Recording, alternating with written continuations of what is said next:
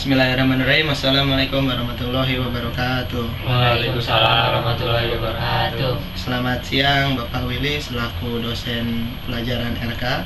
Kami dari kelompok 3 kelas 3 IA 17 ingin mempresentasikan program yang kami buat, yaitu program metode second menggunakan Scilab.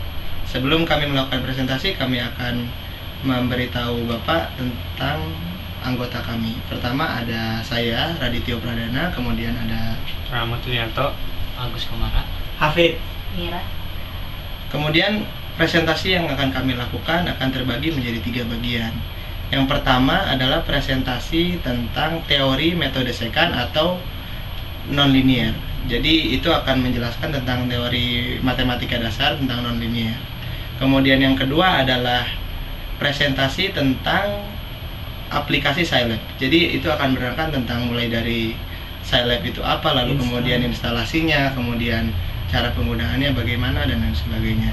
Kemudian yang terakhir adalah presentasi tentang pengimplementasian dari metode second atau nonlinear yang telah dipelajari dan kemudian dimasukkan ke dalam program Scilab. Itu adalah yang akan kita lakukan. Dan yang pertama presentasi yang dilakukan akan dijelaskan oleh Mira dan Rahmat Yulianto untuk presentasi tentang teori metode second dan nonlinear.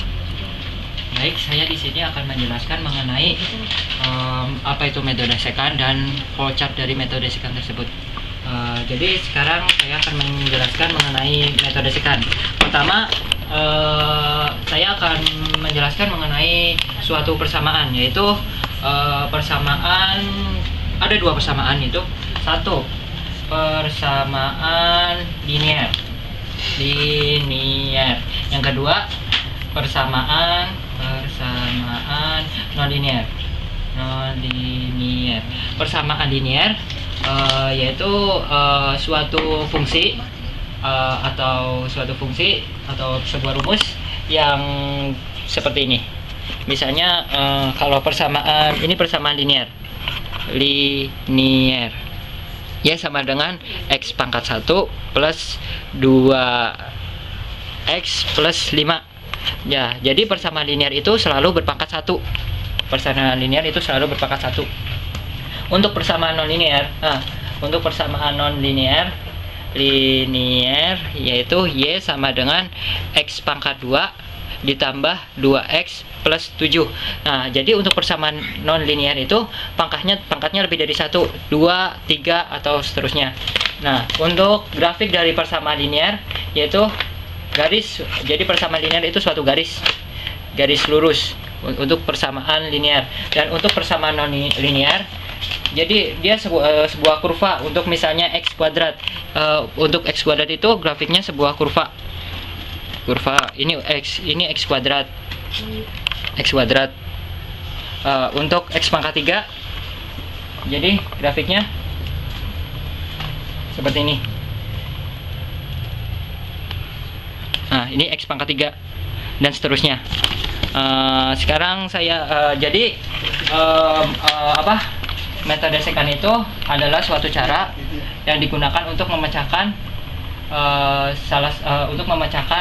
permasalahan pada persamaan nonlinear. Intinya itu. Baik, sekarang saya akan menjelaskan mengenai flowchart dari metode second. Pertama, start. Kita lanjut menentukan fungsi dari x0 dan x1. Cara menentukannya seperti ini. Jadi kita cari nilai fx0 dan fx1, hasilnya ini. Setelah itu mencari nilai x2 dengan rumus seperti ini, hasilnya ini. Sekarang apabila nilai x2 sudah ditemukan, cari nilai fx2 nya dengan cara seperti ini, hasilnya ini. Nah, sekarang masuk ke suatu percabangan atau suatu kondisi. Jadi apabila nilai fx2 itu lebih kecil atau sama dengan error, maka program akan berhenti dan menentukan nilai x2 nya. Tapi jika tidak, maka nilai x1 menjadi x0 dan x2 menjadi x1 dan lanjut ke iterasi selanjutnya. dengan langkah-langkah seperti ini. Dan apabila nilai sudah ditemukan dan nilai fx2 nya sama dengan atau lebih kecil dari error, maka program akan berhenti dan program akan menampilkan nilai x2 nya. Sekian, terima kasih. Dari flowchart yang sudah dijelaskan oleh Agus Komara, saya akan menjelaskan contoh dari metode secant. Pertama, metode secant itu akan diketahui yang pertama x0 nya yang selalu diketahui, yaitu x0, x1, error, dan persamaan. Di dalam contoh ini x0 nya itu yaitu 2,3, x1 nya 2,5, errornya 0,03, dan persamaannya yaitu x pangkat 3 plus 7x plus 1. Yang kita cari yaitu x2 nya. Langkah pertama yaitu x2. x2 memiliki rumus seperti ini: x1 min fx kali x0 min x1 per fx0 min fx1. Pertama kita cari fx0 nya. Fx0 itu dengan cara mensubstitusikan nilai x0 ke dalam nilai fx. x0 itu dari nilainya diketahui dari yang sini, 2,3. Jadi 2,3 pangkat 3 min 7 kali 2, pangkat 3 plus 1, hasilnya min 2,933. Selanjutnya kita cari fx1, sama seperti fx0. fx1 disubstitusikan ke fx1 sama dengan 2,5. Jadi 2,5 pangkat 3 min 7 kali 2,5 plus 1, hasilnya min 0,875. Setelah ketemu nilai fx0 dan nilai fx1, kita masukkan ke dalam rumus x2. x1 2,5, fx1 min 0,815, fx0 2,933, fx1 min 0,875, dan mendapatkan hasil 2,585. Setelah kita mendapatkan hasil x2 nya, kita masuk ke dalam fx2. Sama seperti fx0 dengan fx1, fx2 pun disubstitusikan. Jadi 2,585 ini dimasukkan ke dalam persamaan linear fx, yaitu 2,585 pangkat 3 min 7 kali 2,585 plus 1. Hasilnya adalah 0,18. Langkah kedua, kita lihat apakah nilai fx2 ini lebih kecil daripada nilai error. Nilai error di sini kan 0,03.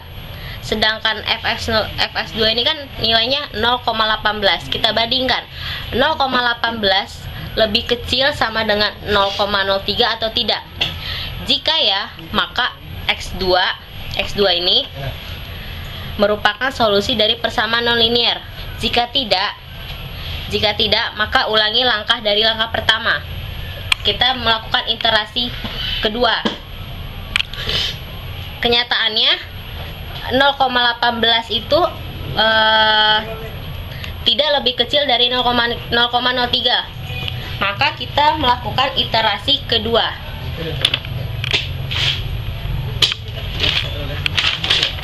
Iterasi kedua. Tadi kan x0 itu sama 2,3. x1 itu sama dengan 2,5, dan x2 itu kan udah kita dapat ya, 2,58. x1 itu jadi x0 dan x2 itu jadi x1. Seperti ini. Jadi x0 itu jadi 2,5, x2 itu jadi 2,585.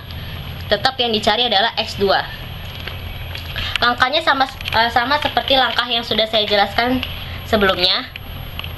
seperti ini, tinggal dimasuk-masukkan.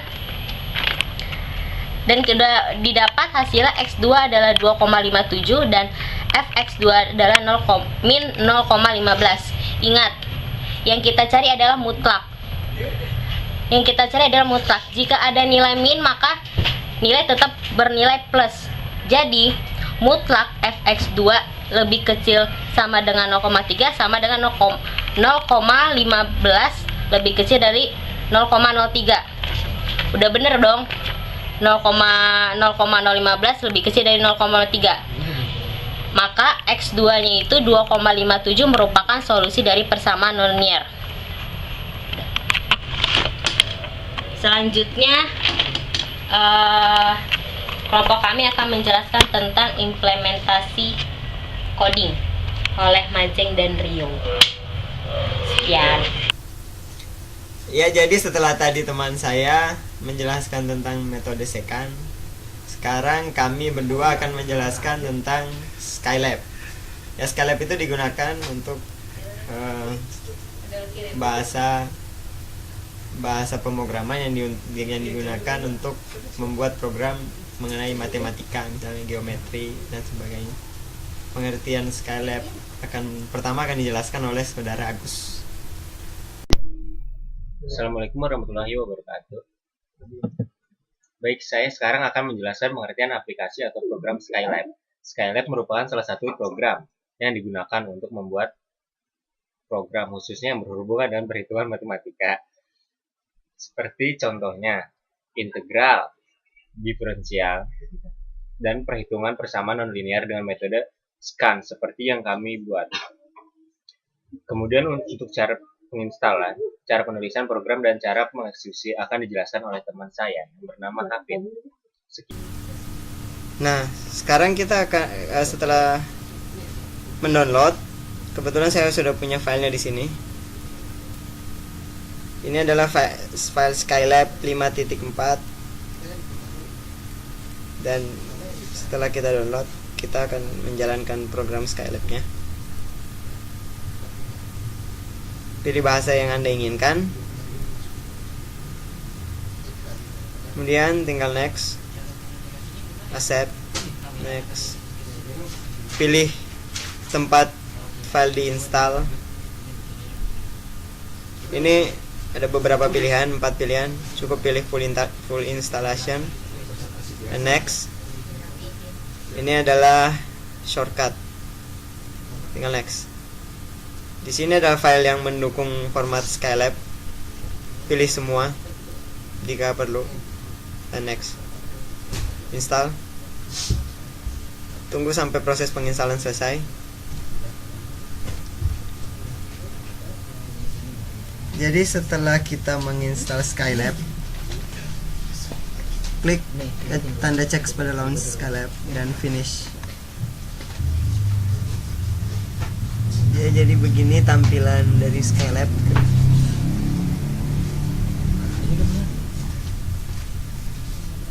Untuk mencari file yang kita inginkan,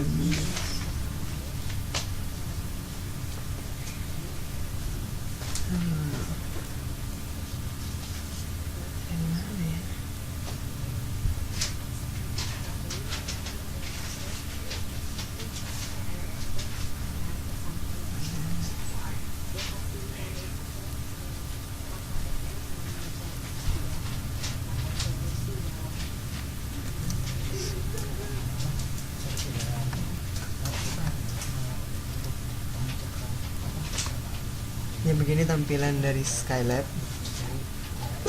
Untuk membuka file yang kita inginkan, kita dapat menggunakan application dan Skynotes.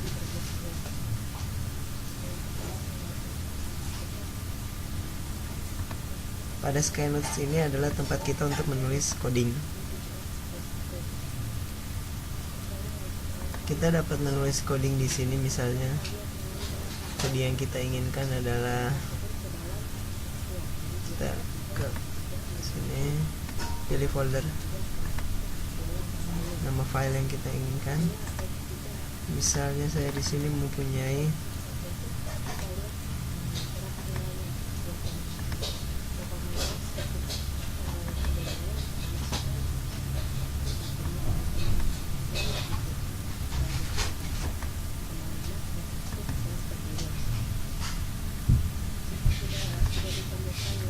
Saya di sini mempunyai metode secant.sce. Klik 2 kali pada metode secant.sce. Dan di sini ada contoh coding dari program kami. Untuk menjalankannya cukup dengan execute, kemudian save and execute,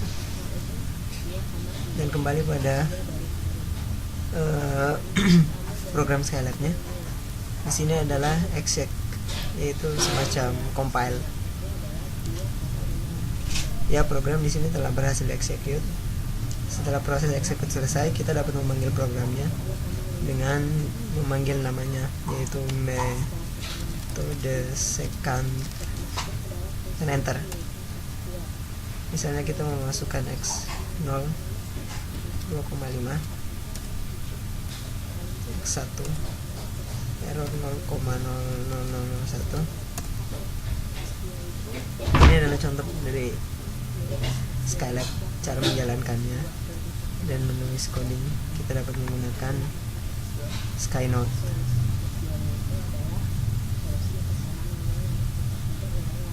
Ya, sekian dari saya tentang penjelasan.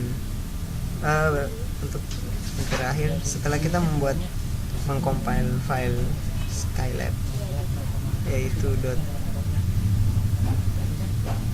.sce,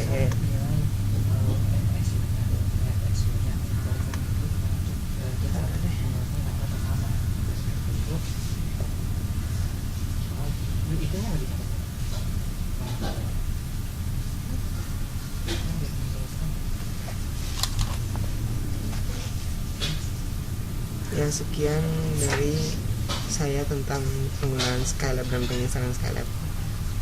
Selanjutnya akan dijelaskan oleh teman saya. Terima kasih.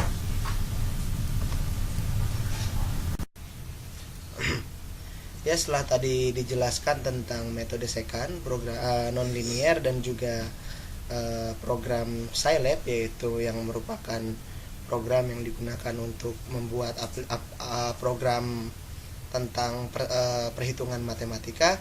Sekarang kami akan menjelaskan tentang pengimplementasian metode secant yang telah dijelaskan ke dalam program Scilab.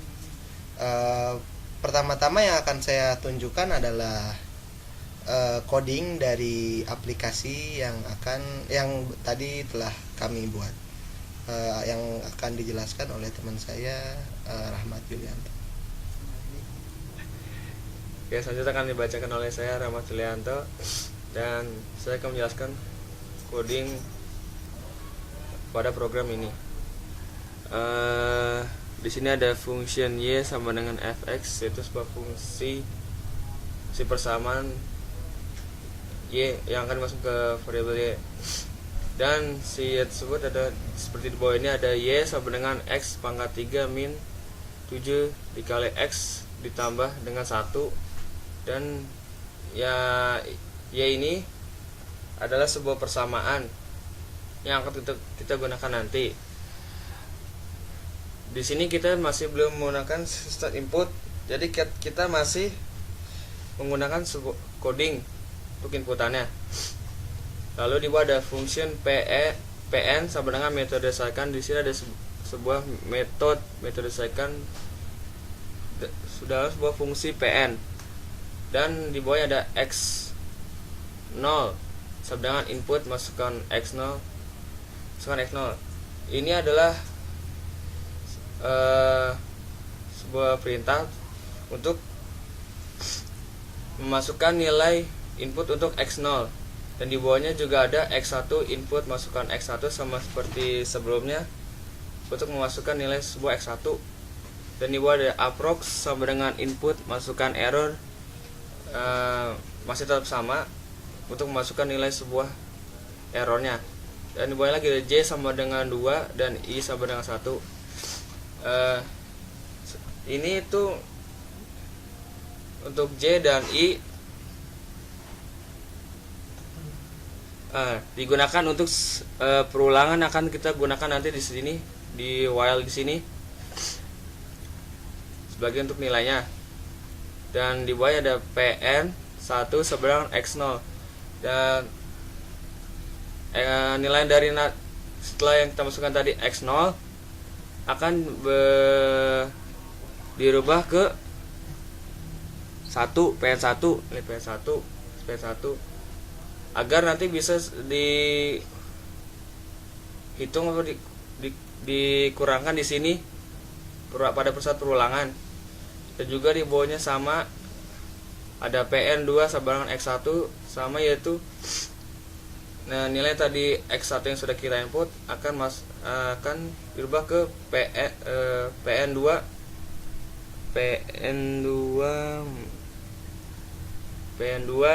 dan nanti pada saat kita gunakan pada while, dan juga ri sama dengan 1 nilainya 1 ini akan masukkan dan i yang akan itu juga gunakan pada saat perulangan.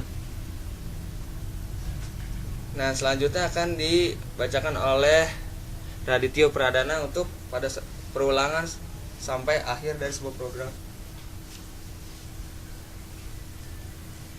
Iya, tadi telah dijelaskan awal dari coding yang kami buat tentang metode second ini. Pertama tadi ada pendeklarasian fungsi. Ini pertama kita ingin meminta maaf karena kami belum bisa membuat program ini yang memasukkan persamaannya jadi sebuah inputan. Jadi kita harus masih menggunakan coding. Jadi pada saat kalau mau diganti persamaannya harus masih masuk ke codingnya. Nah, tapi mungkin untuk selanjutnya bakal diperbarui. Nah, terus tadi sudah dimasukkan input x0, x1 dan juga error. Nah, kemudian akan masuk ke dalam perulangan while. Perulangan while ini merupakan yang akan kita gunakan untuk kondisi yang ada di dalam metode second. Seperti yang kita ketahui bahwa metode second ketika kita telah mendapatkan fx2 dan kita mendapatkan nilai dari fx2, namun fx2 tersebut belum lebih kecil dari nilai error, maka akan dilanjutkan ke iterasi berikutnya. Karena itulah perulangan while ini ada. Nah, seperti yang kita lihat bahwa while ABSER lebih besar dari approx. Nah, seperti yang kita lihat di sini ada rumus untuk mencari nilai dari x2, yaitu yang ini ya. Untuk mencari x2 rumusnya adalah x1 dikurangi fx1 dikali x0 min x1 dibagi fx0 dikurangi f1. Nah, ini merupakan cara kita untuk menghitung x2. Nah, jadi di dalam codingan ini di dalam codingan while ini PNJ plus 1 kemudian PNJ min 1 dan seterusnya merupakan implementasi dari rumus yang tadi. Jadi pada saat ini nilai yang telah kita tadi inputkan x0, x1 kemudian error akan kita masukkan ke dalam perulangan while ini, dan kemudian di sini ada while ERSI lebih besar dari approx. Ya, seperti yang tadi kita jelaskan bahwa approx merupakan errornya. Nah, maka while ini merupakan perulangan yang akan terus berlangsung selama kondisinya terpenuhi. Maka selama nilai dari RI ini lebih besar sama dengan approx, maka perulangan akan terus berjalan seperti iterasi dalam metode second. Nah, pada saat ini setelah while ini dijalankan dan setelah beberapa iterasi sampai didapatkan kondisi dari while ini tidak terpenuhi, maka akan end while, yaitu mengakhiri perulangannya. Kemudian di bawahnya ada printf. Ini adalah coding untuk mencetak nilai dari yang telah kita hitung. Seperti yang di sini ada PNI yang merupakan nilai dari yang tadi.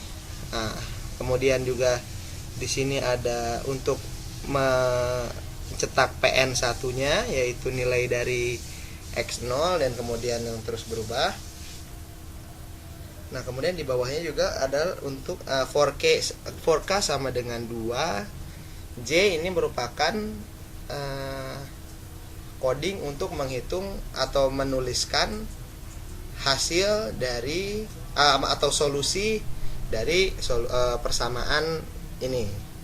Nah, di sini tertulis printf dan di sini ada perintah untuk mencetak K, PNK, ERK-1. Ini merupakan solusi dari persamaan atau masalah yang tadi telah kita inputkan. Kemudian end function. Nah, tadi merupakan penjelasan tentang codingnya. Sekarang kita akan masuk ke dalam implementasi ke dalam Scilab-nya. Nah, tadi setelah kita metode second telah dijelaskan, kami akan coba untuk mengeksekutnya. Setelah dieksekut, kita sudah masuk ke dalam Scilab. Kemudian kita tulis di sini metode second.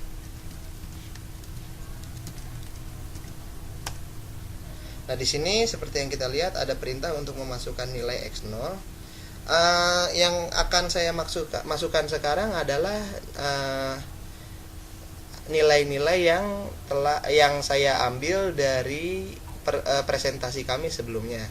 Jadi agar jawabannya sama, maka saya akan masukkan dari presentasi sebelumnya. Pada presentasi yang kami lakukan sebelumnya, kami masukkan x0-nya adalah 2,3. Kemudian enter, kemudian x1-nya adalah 2,5 dan enter, dan errornya yang saya inputkan akan 0,03. Nah, sekarang bisa kita lihat di sini ada beberapa iterasi. Pertama 2,3 ini merupakan nilai dari x0. Ini adalah x0. Kemudian 2,5 merupakan yang berikutnya, ini x1. Nah, kemudian 2,58 merupakan nilai dari x2 yang pertama. Jadi setelah kita ketahui x0 kemudian x1, kita temukan x2-nya 2,58. Nah, terus setelah 2,58 ini dimasukkan ke dalam persamaan, kita lihat apakah nilai dari ini lebih kecil dari errornya atau tidak.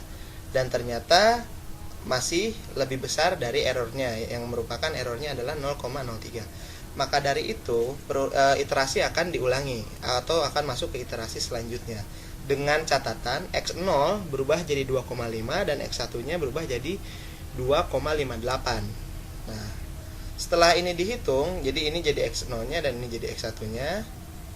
Kemudian akan dihitung x2 dengan cara yang sama seperti tadi. Dan berdasarkan cara yang telah dilakukan dengan memasukkannya ke dalam rumus, maka didapatkan 2,57. Ini merupakan hasilnya. Nah, setelah kita dapatkan x2 yang baru yaitu 2,57, kemudian kita masukkan ke dalam ke dalam persamaannya. Kemudian akan kita lihat nilainya apabila apakah nilai tersebut lebih kecil dari error atau tidak. Nah, karena ternyata nilainya lebih kecil dari error, yang artinya kondisinya telah terpenuhi, maka solusinya sudah ditemukan dan jawabannya adalah 2,57. Dengan demikian kesimpulannya adalah solusi dari persamaan yang tadi kita inputkan adalah 2,57. Jadi seperti itu. Ya, setelah tadi kita jelaskan semuanya tentang presentasi kami, maka presentasinya alhamdulillah telah selesai dan saya akan menutup presentasi kami. Kami mohon maaf apabila banyak kekurangan yang kami lakukan. Ya, enggak? Iya. Ya, dan juga Hafid bentar bakal membantu, dan kami mohon maaf karena ini cuma bertiga karena ini sudah larut malam dan teman saya yang perempuan harus pulang, tidak bisa pulang malam, maka kami mohon maaf dan terima kasih sudah menyaksikan dan sudi kiranya memberikan kami kesempatan untuk melakukan presentasi ini. Wabarakatuh. Assalamualaikum warahmatullahi wabarakatuh.